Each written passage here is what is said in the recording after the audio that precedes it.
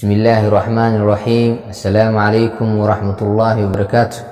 Arday kusoo dhawaada English grade 8 buugga fasalka 8aadka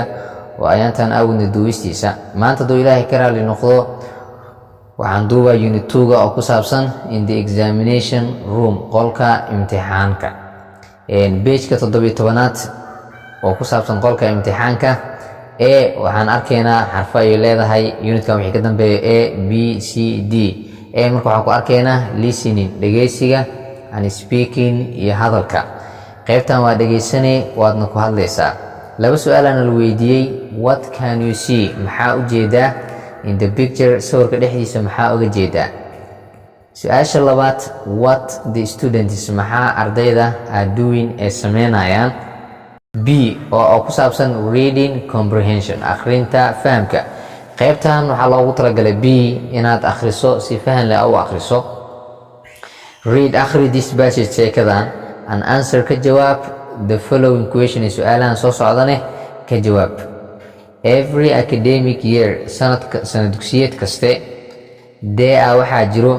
grade 8 primary candidates arday fasalka 8aad kuwaasoo sit for u fadhiisanayo the final examination imtixaankooda u dambeeyay u fadhiisanayo. This is tani fadhiisigan the centralized national primary examination waa imtixaanka qaranka ee dugsiga dhexe iyo hoose ee la mideeyay centralized dadkaasoo enables u suuragelinayo the students ardayda oo laga wado candidates ardayda. book inta lagu guda jiro ereyga candidates oo isticmaala waxaana loo jeedaa students. like ereyga candidate waa musharaxnimo, musharax qofka musharaxa ah wax ku sharaxana waxaa la candidate. marka musharaxnimo waa candidate. dataasoo enables u suurtagelinayso the students ardayda oo laga wado candidates ardayda to join inay ku biiraan the secondary school education level heerka waxbarashada dugsiga sare. level heer education waa waxbarasho, secondary sare schoolna waa dugsi. marka waxbarashada dugsiga sare u sharaxan. At the entrance meesha laga galo to the examination hall qolka imtixaanka meesha laga galo all the candidates dhammaan ardayda are frisked waa la hubinaa. frisked waxaa la markii qofka gacanta la marinayo jirkiisa si wax oo qariyo looga soo baxsho ama looga soo saaro. frisked alla or amasa checked waa la hubinaa truly si toosa loo hubinaa. the intention qasadka ama ujeedada is to make sure waa in la hubiyaa that they iyaga do not have inaysan haysanin materials sheeyo which kuwaasoo may lead to ku hogaamin karo malpractice waxaa laga wadaa qish or amasa cheating khiyaano. all the candidates dhammaan ardayda are asked waxaa la weydiisanaa oo laga codsanaa to take inay qaataan the numbered seats kuraasta nambareysan at least ugu yaraan inay ku qaataan 15 minutes 50 daqiiqo before ka hor each exam imtixaan kasta starts intuusan bilaabanin. then kadib the invigilator warqad qeybiyaha ama imtixaan ilaaliyaha qofka imtixaankaaga ilaalinayo warqadahana lagu dhiibayo oo kuu qeybin doonaa waxaa la invigilator. then kadib the invigilator imtixaan qeybiyaha displays wuxuu soo muujinaa large oo dadka tusaa waa displayed wuxuu tusaa large sealed envelopes bashqad weyn oo sajalaysan oo shabadaysan containing taasoo ay ku jirto exam scripts imtixaanada warqadaha ay ku qoran yihiin ay ku jiraan. exam scripts imtixaan waa exam scriptsna waxaa la qoraalka warqadaha marka imtixaanka ay ku qoran yihiin. this is done tani waa la sameeyaa so the candidates si ardayda can testify ee u qiraan as witness markhaati ahaan that no exam leakage took place inuusan dhicin wax imtixaana oo hore loo soo dilaaciyey ama dilaacsan oosan dhicin. the invigilator imtixaan qeybiyaha qofka imtixaanka haayo oo imtixaanka ilaalinayo in handis out wuxuu qaybinaa the scripts imtixaanada ayuu qaybinaa and then kadib candidates ardayda read way akhrinayaan all the instructions dhammaan amarada imtixaanka carefully si taxadar leh ayay u akhrinayaan dee iyaga told waxaa loo sheegaa to write inay qoraan their names magacyadooda index numbers iyo nambarada macnaha kaararkooda ku qoran inay qoraan and the name magaca of their venue iyo meesha ku galayaan magaceeda xarunta ay ku galayaan magaceeda inay qoraan waa loo sheegaa and detailed iyo inay faahfaahiyaan the information warbixinta all the candidates dhammaan ardayda start waxay bilaabayaan the exam imtixaanka at the same time isku waqti ayay bilaabayaan ama isku xilli ayay bilaabayaan all you can hear dhammaan waxaad maqli karto is the rustling waa shanqarta of paper warqad as pages as goorta pageska are being turned over la gedgedinayo marka la gedgedinayo pageska ama bagoga warqadaha markii la gedgedinayo kaliya rustling ayaad maqlaysaa shanqarta warqadahaas while candidates goorta ardayda are writing ay qorayaan imtixaankooda waa ay qorayaan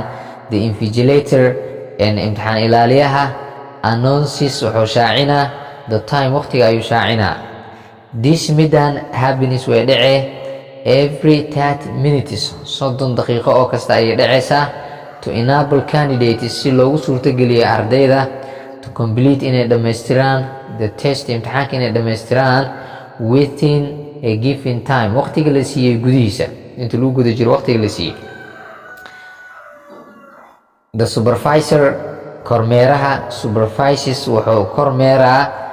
what goes on waxa ka socdo in each exam room qol kastoo imtixaanka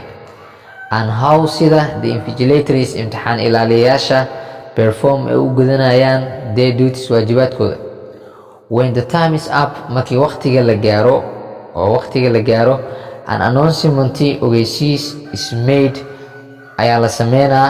by the invigilator imtixaan ilaaliyaha ayaana sameynayo and all writing dhammaan qoridane endis way istaagay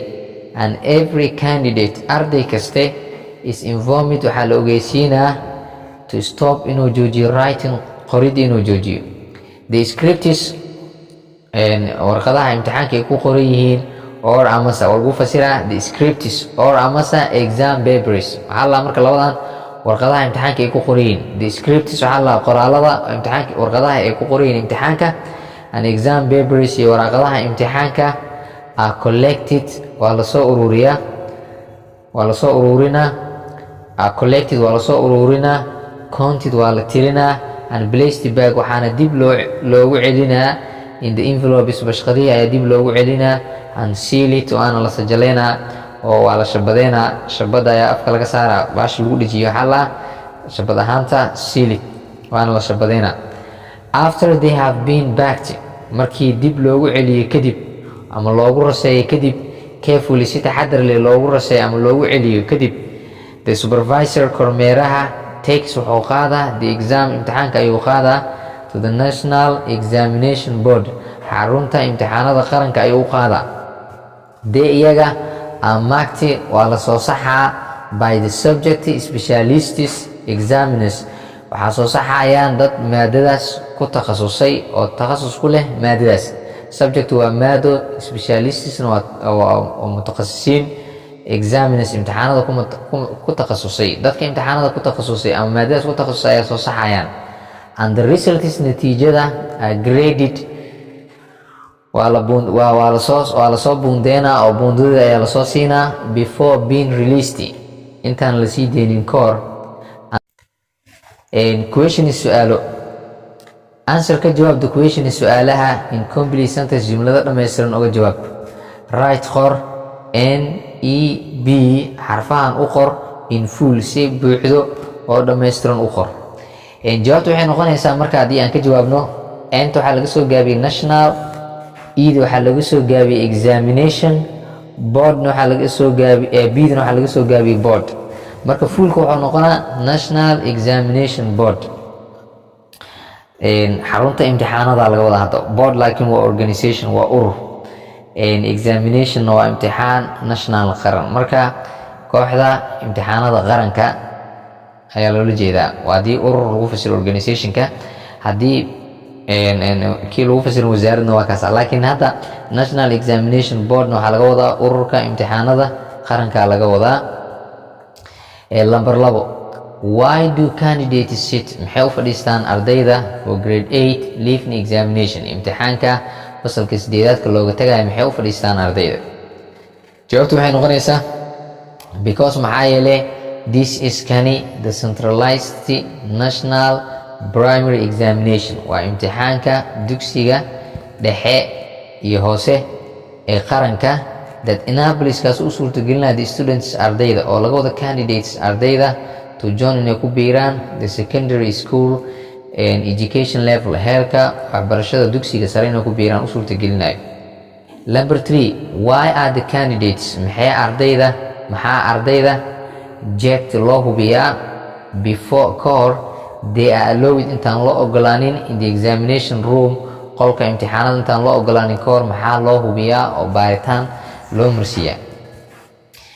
jawaabtu waxay noqonaysaa the candidates are ject waa la hubiyaa ardayda waa la hubiyaa inay qish wataan iyo inay wax kala wataan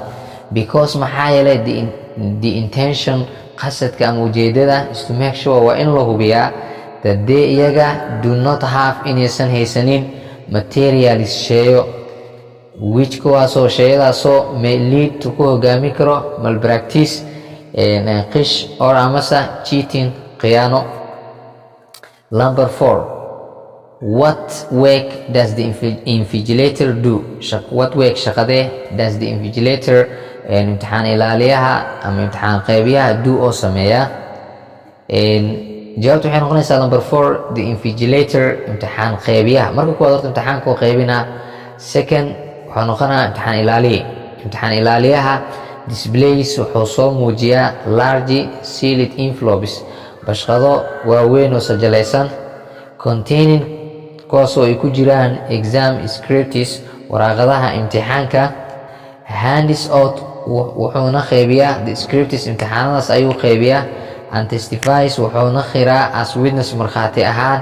that no exam leakage inuusan dhicin wax imtixaan dilacsan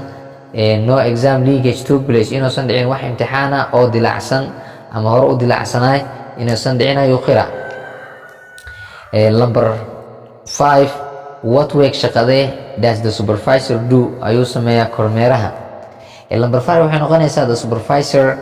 kormeeraha supervises wuxuu kormeeraa what goes on waxaa ka socdo in each exam room qol kastoo imtixaanka and how sida the invigilators imtixaan ilaaliyayaasha waardiyayaasha imtixaanka perform ay u gudanayaan their duties waajibaadkooda number 6 if haddii envelopes bashqadaha containing ay ku jiraan the examination scripts warqadaha imtixaanka ay ku jiraan are not sealed aysan sajalaysnayn what should be done maxay tahay in la sameeyo about it iyaga lagu sameeyo warqadahaas macnaha lagu sameeyo number 6 jawaabtu waxay noqonaysaa if haddii the envelopes bashqadaha containing ay ku jiraan the examination scripts qoraalada ama warqadaha imtixaanka ay ku jiraan are not sealed aysan sajalaysnayn that exam imtixaankaas needs wuxuu u baahan yahay further investigation baarid dheeri ah on why sababta it's not sealed oosan u sajalaysnayn ama u shabadaysnayn use number 7 use isticmaal the words ereyada in sentence jumlada uu isticmaal ereyadan leakage invigilation and rustling leakage oo laga wado dilaac invigilation oo laga wado ilaalinta and rustling shanqar marka waxay noqonaysaa jawaabta leakage jawaabteeda waxay noqonaysaa check the bottles hubi dhalooyinka for leakage wax dilaaca ka hubi before use isticmaalka kahor intaan la isticmaalin kahor wax dilaace inay leeyihiin in kala hubi jumlada kale waxay noqonaysaa ereyga kale invigilation oo noqonaa ilaalinta invigilation ilaalinta during inta lagu guda jiro exam imtixaanka is not an easy work ma ahan shaqo fudud jumladaas oo noqon karto iyo jumlada kale rustling ereg rustling oo ah shanqarta warqadaha markii laga qaylsiinayo ama la gedgedinayo waxa ay sameynayaan waxa la rustling alla we anaga are only hearing waxaan maqloonaa oo kaliya the rustling shanqarta of the papers warqadaha ayaan maqloonaa oo kaliya maanta halkan ay ku simaado ilaahay karaal noqdo si oo video u sii dheeraanin hadduu dheer yahay inta ku jirna unitkan iyo wixii ka dambeeyay muuqaaladu way dheeraan doonaan cashiradana way adkaan doonaan waxaan rajeynayaa in arday badan ay ka faa'iideysan doonto si fiican loola socon doono page-kan lagu xirnaan doono halkan ayaa ku simeeyna waa Macallin Xasan Ilaah. Assalaamu calaykum waraxmatullaahi wabarakaatuh.